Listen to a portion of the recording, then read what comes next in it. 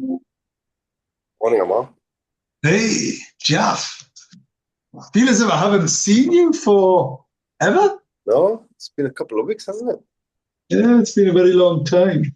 A very long time. Anyway, good morning, viewers and listeners. You're listening to Ammar and Yeah.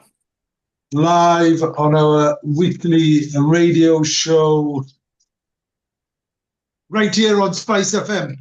Each week we'll bring you news, views, and one or two clues from the business world. Asian Business Connections aims to connect, support, and promote the Asian and wider communities. And we'll be talking shop quite literally, not just corner shops. Whether you're looking to start a business, have an existing business, or you just want to talk business, we can help. We can help, and we do. I'll tell you what it is, Jack. It's crazy how much paper I still get. How much paper? Paper, stuff. Whatever you get, like I'm constantly getting things through the post, and then you look for the paper as well. That's the other thing. Yeah, like there is a lot of brochures and a lot of catalogs and things like that that do come through, don't they? People still trying to sell things in their traditional ways. Yeah, they do. Well, that's just even all the government paper that you get. Just crazy how much you get. Constantly is what we do. Anyway, it's the world's gone mad. Yeah, well, the world's been mad for quite a while, hasn't it? And we keep on saying it, and it just gets madder. yeah, it just gets madder. I don't think it's gonna. That spiral isn't gonna change. Really, it's not gonna get any better. We just have to be quite thankful that for now that we are not being directly impacted by everything that's going on. So I think we have to be grateful for that and enjoy a standard of life and living, hopefully for as long as possible. But if you think about it, the way that things are escalating all over the world, and even talks of Keir Starmer saying that, we have to maybe fight for Finland and A, B, C, and D nonsense. You don't know when things are going to be on our doorsteps.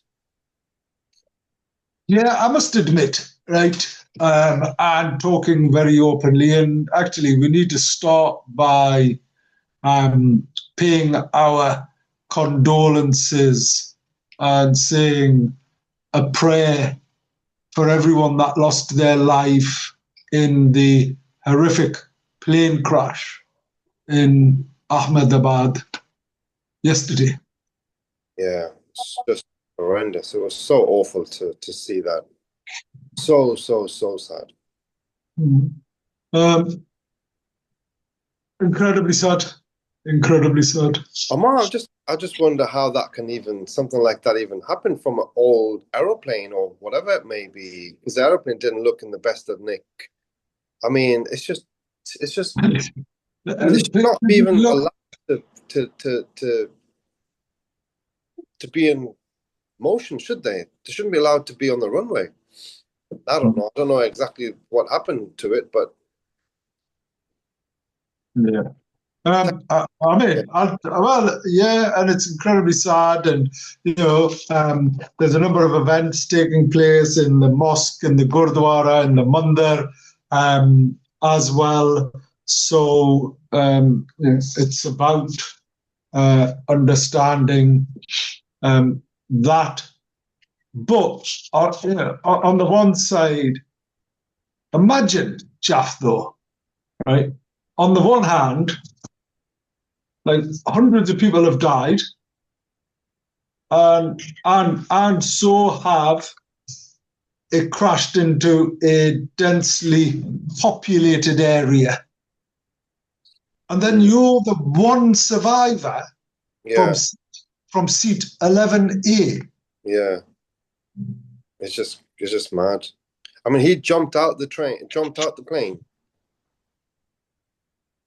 I think he jumped out, Omar. He jumped Did out he? because 11A is near the emergency door. So he Oh, opened right. the Okay. emergency door and he jumped out. But I'm just wondering, like, when you're jumping out of something at that speed and you're just walking away with some cuts and grazes, then my goodness me. I mean, that is just a miracle, isn't it? Is he? Imagine trying to jump out of a car whilst the car's in, you know, it's In about motion. to crash. Imagine you're jumping out of a plane and that's in the air, and you take the decision to jump out. Apparently, Amar, his brother was next to him, and his brother obviously died. Really? Yeah, because he couldn't jump out. Oh my gosh. Yeah, so it's Yeah, I didn't know that. I yeah. didn't Well, know. someone told me that. I mean, or if someone's read it somewhere. I mean, it's difficult, isn't it, to get 100% verification on all of these things? But that's what I read somewhere. No. So our thoughts and condolences are with everyone there in and I was listening to the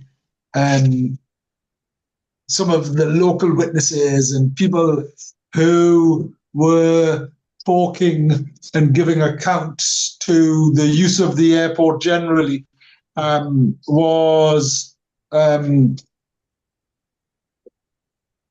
was this airport is one of the safest airports in the world. Well, I don't know what a safe airport is or what isn't. I mean, it's the airport itself is probably incredibly safe. It depends on what's flying from it and to it.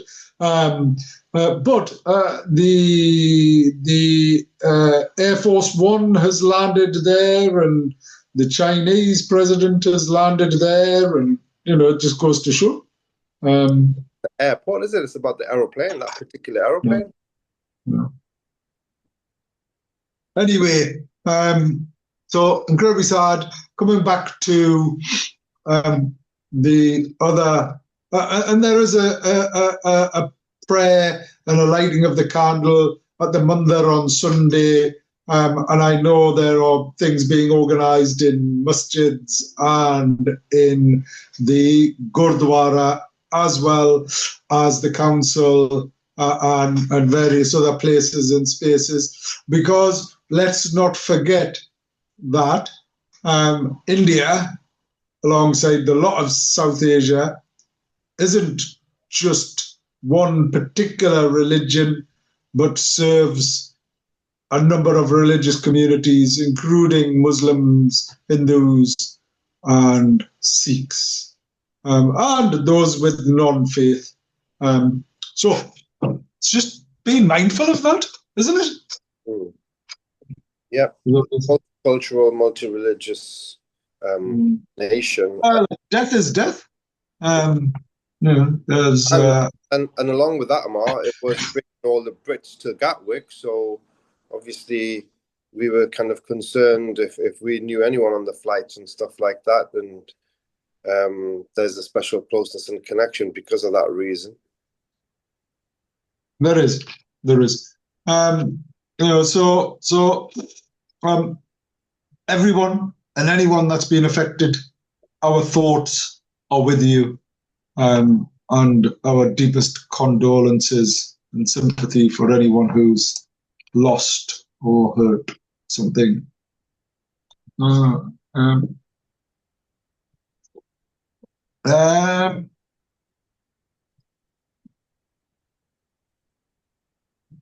And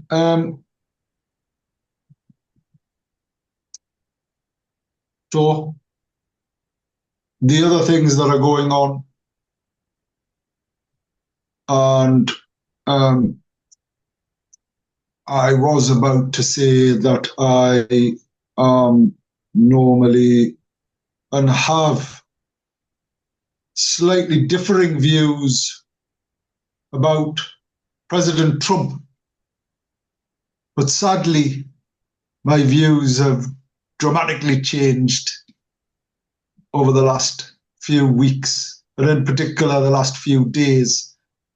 because without his approval and authority, World War III wouldn't be happening, would it? Mm. I mean, the stuff that's happened overnight in Iran, it's just, I mean, how many wars or how many um, countries can Israel go and attack and try and destroy from obviously Palestine, then they have Syria, then they have Lebanon, then they have Yemen. They were involved in the war against Iraq. Now they're targeting Iran. Um, and I think it depends on, again, we don't have any faith in the powers that be to curb things. I think they're just rubbing their hands on escalation for whatever reason. And it depends on how far that goes and which countries get involved and whether this expands or whether the powers that be look at the dangers of it and want to try and curb it and control things and stop things at a particular stage, or whether things escalate and get into something very, very, very serious where it affects the entire world economy. Because you've got a lot in that region where there's the Straits of Hormuz. 30% of the world's oil production comes through that particular channel, and it's controlled by the Iranians. If they decide to close things like that, then everybody in the world is affected, impacted, and obviously the death and destructions of more and more people. I just can't get my head around everything that's happening in the world. Obviously, I mean, how many things can we talk about? You've got the stuff that's happening still at Ukraine, and between Ukraine and Russia, which has been going on for 3 years now, more than that, 3.5 years, and that seems to be just keep on escalating and escalating. And like I said about the start, I think we're kind of lucky that we're not in the midst of everything. But it just depends on where this all ends. You know, when you talk about, if you listen to things what Pep Guardiola has just said the other day, and it's good to make references to others because obviously we're on a show where we have to respect what can and cannot be said. But when you're making references to others, Pep Guardiola, he was given a doctorate at Manchester University, and he talked openly about the children that have been targeted and killed in Palestine and in Gaza, and how it shakes, goes through his whole body, starts shaking when he hears the news on a daily basis. And that's just someone with some real, good humanistic values and feels the suffering of other human beings. And I think most people feel that way, and it's really about what can we do to try and fight for peace within the human race individually. And people lose sight of the fact that we all come the same way, we all go the same way, we all bleed, we all suffer the same way. It is just so incredibly sad that we lose that level of humanity and compassion. Yep.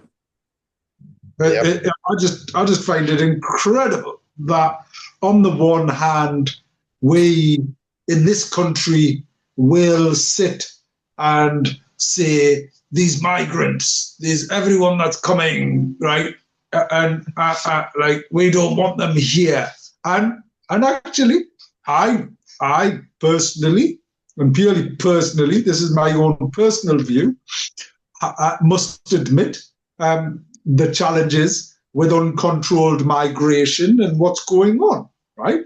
It affects every single person here.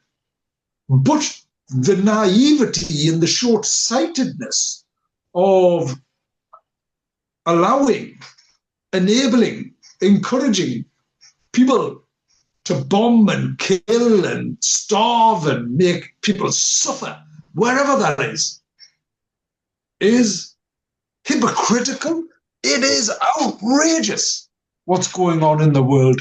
And all of us, every single one of us, including the point that you made, that we're sat here in our cozy, comfortable lives, should be ashamed. I just don't think that the cozy, comfortable lives, even Pep Guardiola said the same thing. If we don't say anything and if we don't understand and if we don't speak up, then it's going to come to our doorstep tomorrow. And, unfortunately, we are kind of camouflaged against that. And one point he made, he told a little story about a fire in a big, massive jungle. And he said there was a little snake suffering in this fire, and he was like weaving in and around the fires and stuff, and they were trying to go to safety. And it was the snake spotted this little bird, Ammar, and this bird was like going into the river, and in his little beak, he was picking up a little bit of water, and he was trying to throw this little bits of water onto this big, massive fire in the jungle. And the snake was saying, "Hey, man, what the hell are you like doing that for? Because you, with your little beak, you're not going to put out this massive fire." And he said, "Well, all I'm trying to do is do my little bit to try and help, like, stop this fire. Because if I don't do it, then I haven't done anything and I haven't helped to stop this fire. So that's all I'm here to do." And Pep Guardiola was saying that, well, everyone should, what are we doing? Like that little bird, we should all try and do our little bit. And that little bit, when it becomes collective, becomes bigger, we might be able to then have a little bit more impact in what's happening in the world. Yeah. And then for the manipulation of our systems and politics and processes globally, and the abuse, because power corrupts, and absolute power corrupts absolutely. And it's sad. Anyway, in better news, I received my email for my seasonal hospitality at Newcastle United to renew it. Yeah. Hey, I'm waiting for mine. Yeah. I said you didn't want it, so they've given me one. That's what they have. When did that come out? This morning? Yesterday or last week, a couple of weeks ago. 2 months ago. They came and knocked on my door. They brought me breakfast and said, "Here's your renewal." I don't know. Anyway, Are the prices gone up? Have the prices gone up? Yeah, obviously. But I'm also looking at Sunderland now as well, because of what we're doing across the region, and the things that we're doing down at Teesside. I'm looking to get spaces across all of the 3 major clubs, is what we're looking to do. So it'll be interesting. And actually, I was like, oh, well, I'm not going to get Sunderland. And then someone told me Sunderland and Newcastle never, ever play at home at the same day or same time. Right. I didn't know that. Did you know that? No. Did you know that? No, I didn't. Why? Yeah, I didn't. Because the police won't allow it. Really? Well, because of policing. Yeah, but they're like 10 miles away, man.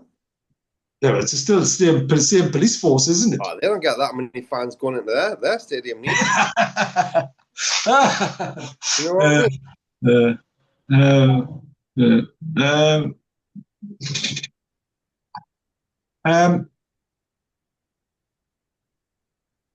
So what else is going on? The comprehensive spending review, Jeff? Comprehensive spending review. Who? By the Chancellor? By the Chancellor, yeah. I don't really know. I mean, I don't really know what she does, and whatever she does, she just messes everything up. So I don't really take much notice, just suffer from the decisions that she makes, because what we're supposed to do. Hmm. Yeah. Um, Yeah, so let's have a look at how was the spending review for you. So it's safe to say the Labour government hasn't made many friends among small business owners since coming into power last summer. The burden on Britain's backbone businesses has been increased in one way or another, whether through the cuts to rates relief, new rules around NICs, no help with energy costs, or a combination of all of the above and more. That's why there were calls for the Chancellor to throw small businesses a lifeline as part of this week's spending review. And a spending review sets multi-year limits for government department budgets, usually 3 years, while a budget focuses on the government's overall annual tax, borrowing and spending plans, usually for the year ahead. Sadly, there wasn't much in there to make life better for small business owners. There were parts of the spending review that could be filed under business, but nothing that looks like it'll give the local high street a much needed boost. For example, 22.6 billion on research and development and 2 billion increase in artificial intelligence investment source sounds impressive, but it's unlikely to benefit Britain's backbone businesses like small businesses. And while an increase in funding for British business banks should be good news for businesses of all sizes, it's unclear where that increased investment will go. Some may go towards extending the startup loan scheme or making the growth guarantee scheme permanent, but the British Business Bank's press release only mentions UK unicorns. Unicorns are private companies valued at more than $1 billion. Think brands like Monzo and Revolut. The rare thing being that not many businesses achieve such a high valuation while remaining privately held.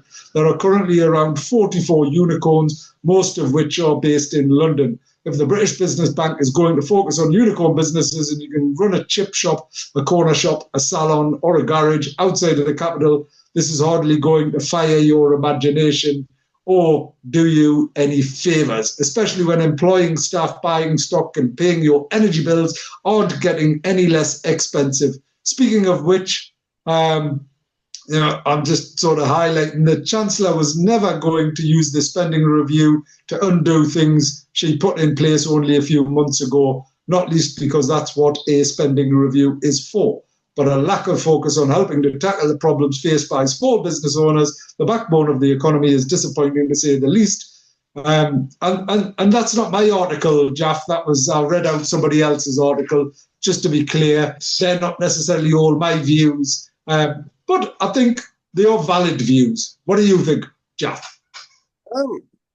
I'm just really baffled by some of the decisions that the Chancellor's been making. Every single person that you speak to in business, organizations such as big organizations, representing the city council and stuff like that, had a conversation with them last week, and they're saying that how dire the situation is in hospitality, in retail, in the city centre, because everyone's like really, really, really struggling.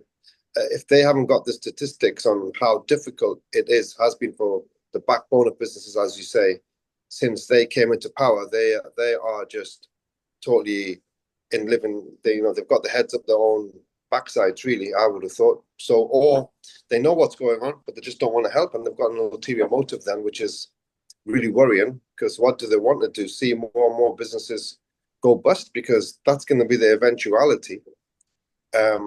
Because when you're looking at any accountant, when you look at the kind of way that the finances are these days in business, for you to make it work, you have to be flat out as a constant in any business, and that's not always possible. So the economy, inflation is up. I think the economy is in recession. The growth is negative. So the problems are just in so many areas, Ammar, there's just problems everywhere, and I don't think they've got a grasp. And I don't know why they need to generate all this money in the country from small businesses and then just blow it on things that are just really nonsensical. Well, actually, I slightly disagree with that because the British Business Bank, and we've got a great relationship with them, do deploy money and funding through their fund managers to lots of businesses and SMEs, and it's not just unicorns and such like. Secondly, research and development is absolutely critical, and the work that we're doing at the airport here and now at Teesside Airport is dependent upon innovation, research and development. So I would equally highlight some concerns about that. And thirdly, we are creating a £1 billion company right here is what we're doing, Jalf. So all of those things that I read out, I feel the value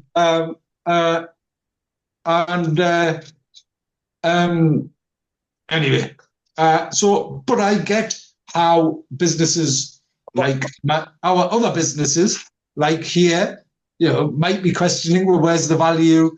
If I look at our national insurance, if I look at the tax, if I look at, the last 2-3 months, they've been incredibly challenging, and the economy has contracted. So that means it is shrinking, and that wasn't anticipated.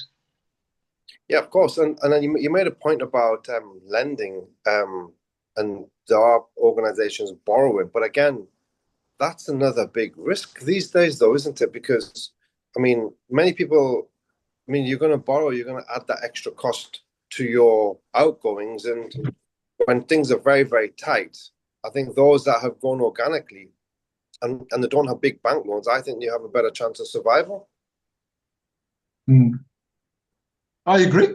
I don't think debt is the answer. However, I have, I've used debt because it's secure. And that means I know what I'm paying. I'm not giving away my business. I've used it to grow businesses. I certainly wouldn't be uncomfortable with if I genuinely thought, for example, I've got contracts, I'm growing, I'm taking on a new building, I'm doing whatever it is, and someone said, okay, you could either try and manage that and you'll struggle and whatever else, or here's a bit of money, pay us back over a period of time, and in doing so, realize that opportunity now. I would say, do it. But I absolutely 100% agree with you that don't laden yourself with debt unless A, it's going to bring some value, and B, it's part of your growth plan. Don't ever take on debt when it's part of your problem plan, because the problem just amplifies. 100%. And, we should all hope for a better day tomorrow, but I just can't see it at this moment in time. I just can't see a golden era returning anytime soon to the UK and the world economy with everything that's happening. Maybe in particular sectors, yes, but generally, I just can't see I just can't see the light at this moment in time, Ammar, with everything that's happening around the world and the government that we've got in power here. Yeah, it is a sad state of affairs, is what it is, and without us having any political views, because naturally we are neutral, all of these views remain independent and impartial, is what they are. If you reflect on purely from a metrics perspective, if you reflect on the metrics, then the last 10, 20 years and some of those decisions that had been made that time ago are struggling, aren't they? As in the impact of those decisions and the decisions from all political parties or any political parties have had a detrimental impact on where we are right now. And your concern is so valid about um, the challenges experienced and going to be experienced. Jeff, like we've contracted, yes, that's only 1 month, and it takes 3 months of contraction to enter into a recession. But you can see that happening. You can see it, Ammar, you can feel it if you're in the bar, if you're in the if you're in the hub of business, you're in the business community, you're real world, not figures and skewed figures that can be manipulated and shown as A, B, C, and D. Put that Mm. one side, just experience things in the real world, speak to real people. And we're fortunate because when we're in hospitality, we get to meet a massive cross section of people from across the board, and you actually get a chance to sit there and talk to them. And Yeah. some individuals you become friendly with over many, many years.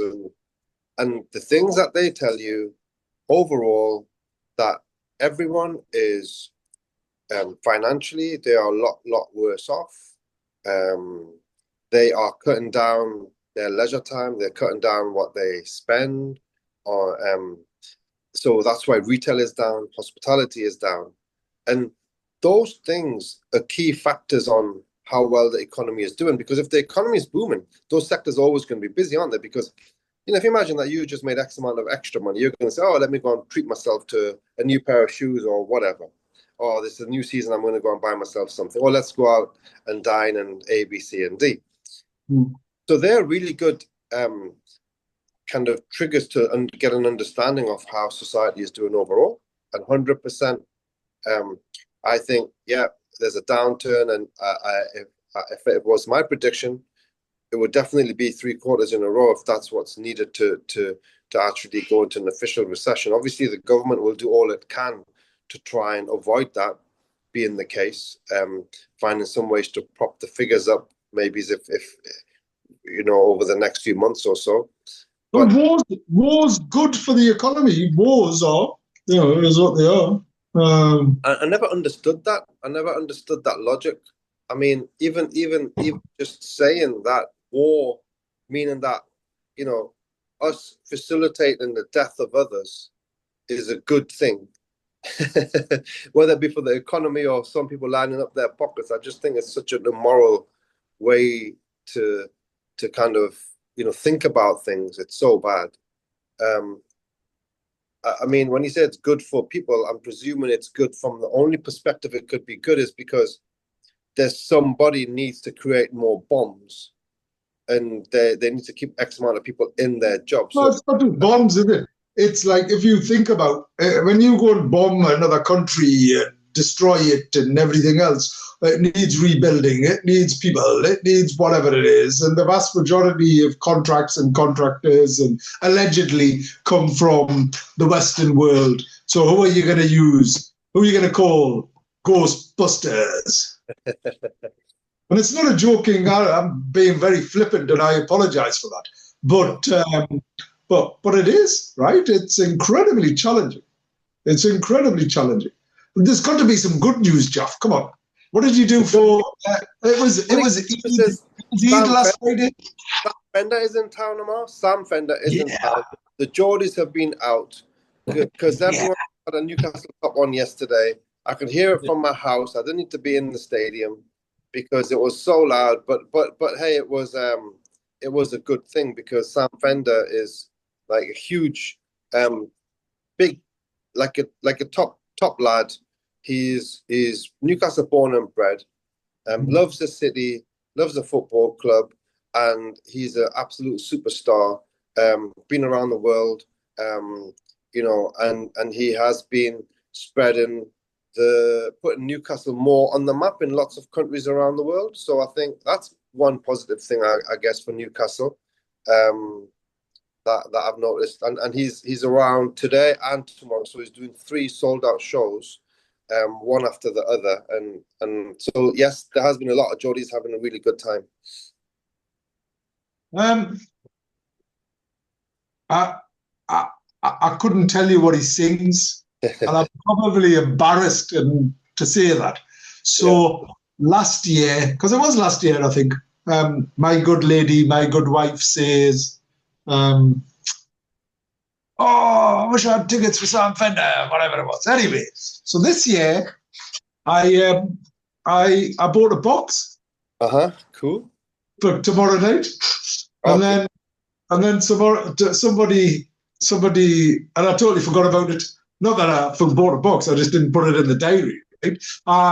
And then the person who I share, who I go to the match with, he'd also said, "Oh, well, I'm going to order some tickets as well." So he gets a table of 8. Right? So all of a sudden, he's got like a table of 8. I've got a box, and I don't really want to go and see Sam Fender. As in, I don't know who he is, and I need to, feel the music. So if it was like Lionel Richie or the late Michael Jackson, or Kylie Minogue or whoever, right? It's like if it was if it was Billy Joel, or if it was somebody like from like the music that I'd go, oh my gosh, it's like whatever. And that's not me. So then we got tickets for Trooping of the Colour, right? And this is one of the most magical events ever, right? It's I've been fortunate to have gone a few times, and it's tomorrow, and it's the King's Parade at Horse Guard Parade in London. And so I booked the trains, I booked the hotel, and I'm like, all right, yeah, we'll make a day of it because we made a day of it last time, and we'll come back. And I'm telling Dave, who I go to the match with, and he's going, 14th of July, yeah, June. He's like, that's Sam Fender? I'm like, is it? It was like, oh. So anyway, we're going down there, we're coming back.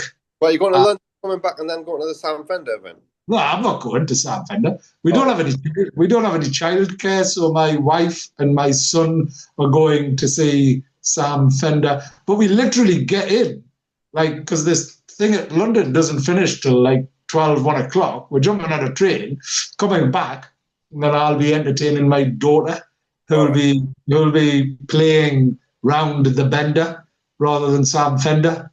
She'll be doing that, is what she will.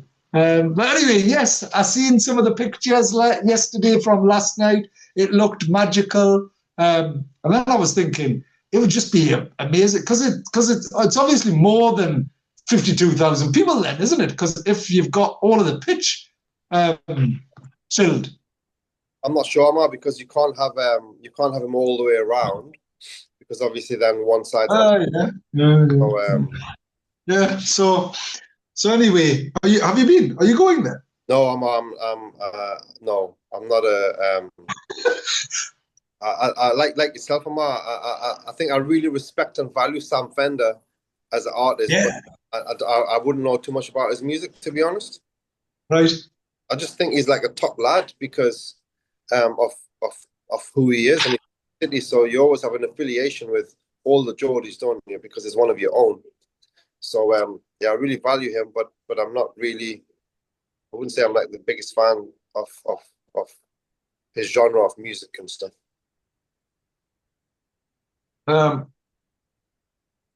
Yeah. Okay.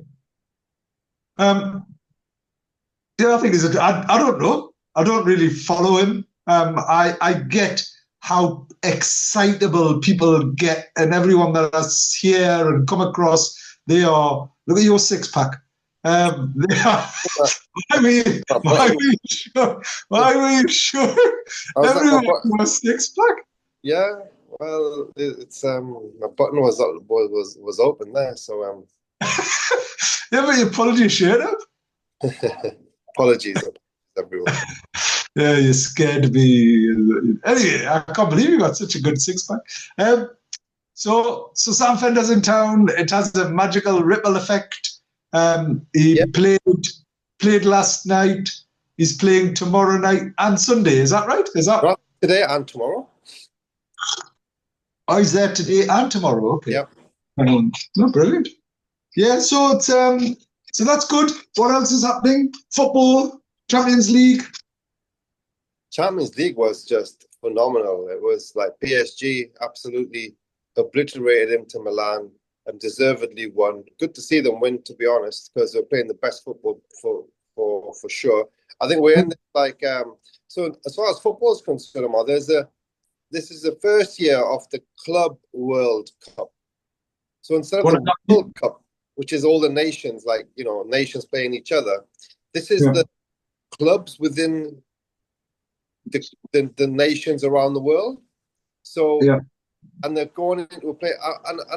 When you think about it, Amar, you would have thought something like this should have happened a long time ago because you have like those amazing teams in Brazil, Argentina, around the world that are all competing against each other.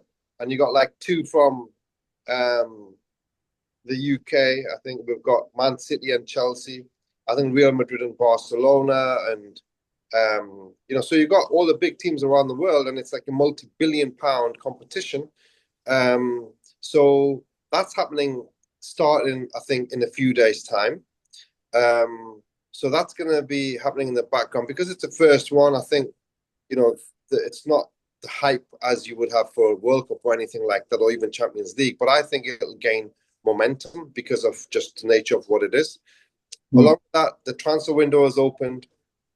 I think Newcastle United really need to sign about 4 to 6 players, and that's top players, and they're working on a number of targets. But I think there's a lot of um, difficulties in trying to get players through the line because of Saudi tax, and people just want an extortionate fees for players that we value a lot less. So I think, and along with that, obviously we don't have a the director of football finishes at the end of this month, Paul Mitchell. So we don't have a replacement. So I think Eddie Howe is going to be involved in the negotiations. So there's a lot of positivity in terms of the fact that we won a cup. We're in the Champions League, the best that we could have hoped for last season. But if we yeah, don't strengthen this season, we're going to go backwards, and everyone's aware of that. And Eddie did a fantastic job to get us into the position that we had with the players that we had, because we had such a thin team, and we lost the likes of Miggy and halfway through the season, Lloyd Kelly halfway through the season without being replaced. So he did a phenomenal job with a very skeleton team, but he really needs to, be given that support and sign in those top players so that we can continue to be competitive. yeah. So there's that, and Aman. I think there's going to be big news coming out at the end of the month, which is only a couple of weeks away, and I think there's going to be an announcement of this new stadium. Yeah, yeah, yeah, yeah. And It's I'm really happening. hoping, Aman, I don't know if you know anything more than myself, but I'm really hoping that when they make the announcement, it's been rubber stamped by the government. And if it has been rubber stamped by the government and the local authorities, and then they make the announcement, it means that whilst there will be some protesters protesting, oh, you're going to, knock down the greenery and you're going to build a stadium A, B, C, and D. But I think the fact is that once it's been approved by the authorities and the government, I don't think anybody can do anything about it. Um, so hopefully the city council should be on board without any issues, because the impact that that's going to have on the city, Amar, and the skyline, and the inroads that it would make internationally, having the world's best stadium in Newcastle upon Tyne, Oh, without a doubt. it's going to Without, be immense. And hopefully everyone's on board. And I really hope that if they are on board, that they can really make it happen really, really, really, really quickly. brilliant, brilliant. And I think the ripple effect. So regardless of um, whatever you think, the ripple effect of football is incredibly positive. Look at what's happened in Sunderland. I'm delighted for Sunderland. Yeah. I think brilliant. I'm super excited to see them. And in fact, as I say, we'll be going together, won't we, Jalf? Is what we'll be doing. The last time, right? Remember, we were Huh? like, that police escort that we had. Oh my goodness, it was That was one of the best experiences, though, wasn't it? ridiculous. I mean, I thought it was a bit over the top, man. I mean, come on, police Ah, escort. I mean, I loved the convoy. I thought that was no, I brilliant. thought it was like a great experience, but is that all really necessary? It was. I mean, what can actually, I don't know. I mean, come on. I think football has moved on, a lot because, Nah, you say this, I don't know. Um, I don't think so. Um, mm, um, I think, yeah, um, I think, I think there is. If you look at some of the issues and challenges, like racism itself, like people seem to lose their composure, don't they? Do footballers still not complain about being racially abused and stuff? I mean, all I can say is that my own experiences going to football and being around football from a very, very young age, I think the terraces are 100 times better than what they used to be. And even when Yeah. they were bad, they weren't. I've never experienced anything that bad in the terraces, apart from the odd comments here and there. Mm, So, I mean, no one will ever like call a black player you black, you know, the B word. Oh my God, mm, you the N word, which was common when they made mm, the goal. It was, mm, I guess, but then when that same player scored the goal, you'd be jumping up and down, and mm, that was a bit of hypocrisy. But I think it was just how it used to be back in the day. Where it used to be, you would be okay to say that I'm going to the chinkies or I'm going to the packy shop or whatever words that were used. Um, and that's kind of society has moved on from that. So I think that's a definite 100% improvement. I think underlyingly there probably is, though there probably is that does that. It's still there because when in the Euros, the three black players missed the penalties. It was mm. Rashford, Sancho, and Saka. And I was like, oh man, did it have to be the black players that missed the, you know what I mean? Because you know what's going to happen. Yeah, yeah, yeah. Well, You it's know, just sad, isn't it? It is yeah. incredible sad. And so I think there is still troubles there, but I just feel that in the heart, like I've said, my personal experience, within the hearts of the public, I just think that there isn't. They have like that. They have that human spirit and that human care and love. I just Mm, think it's fueled by the media and it's fueled by certain small groups to fuel and socially educate people in the wrong way for them to build certain prejudices. And I think for me, I firmly believe in that because when I meet people, and you would probably agree with me, the hearts are just, especially the Geordie hearts, they're very, very good. You have the odd idiot here and there, but generally, no, generally, yeah, and you know what? I was writing because I regularly try and write just to communicate and share, and I enjoy it. And I wake up in the middle of the night and I think of things to try and convey. And here's the title. Here's the title of my next blog, right? It was I'm an alien. I'm a legal alien. I'm an Englishman in Ingerland.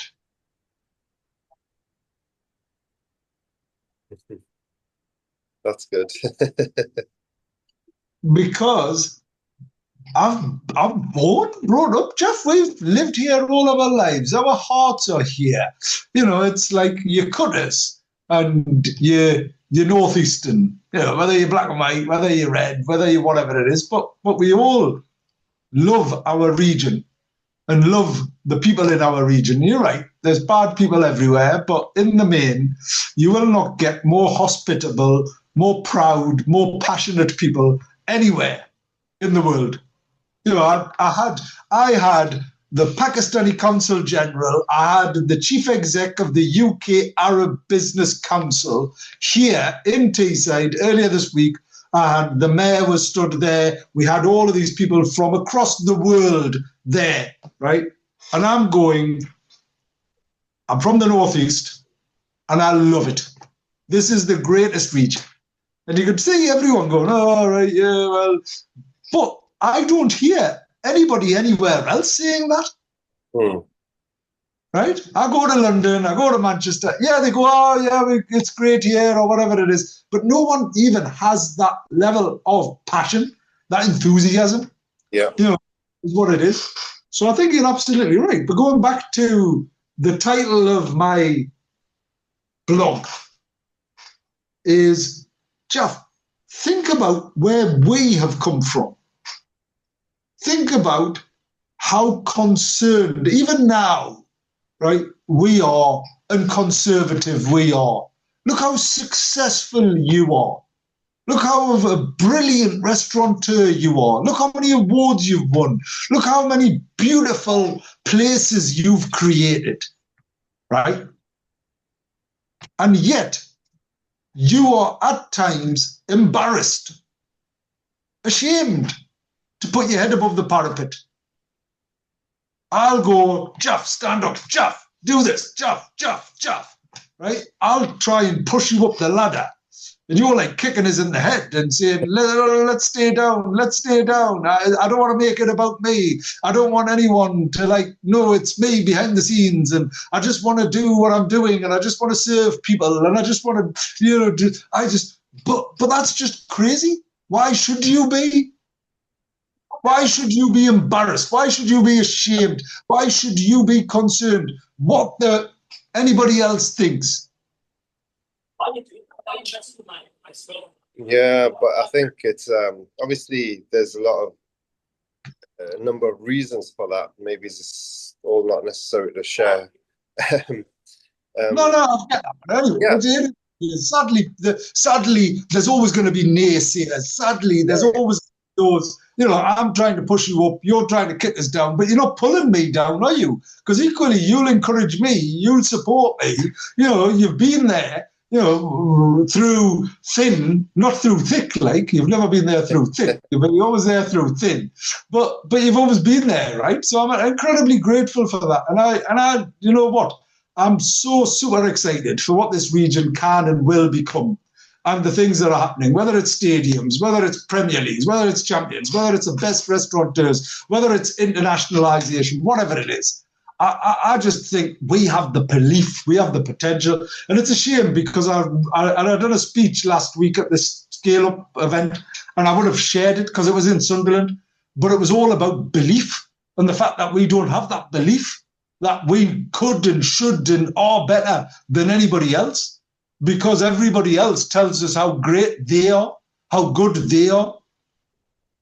Yeah, I mean, Newcastle as a region, I mean, the future is incredibly bright. It is the first of all, have the schematics of a region where, where I am right now, you have a nucleus of a city on Grey Street, or where it'd be Northumberland Street, and the way that just expands into the river, and it's just the layout, Ammar. You can't, if you go to Leeds, for example, where is the nucleus of that city centre? You just don't know. So we've got geographically, we're set up to really do and become one of the greatest cities in the country.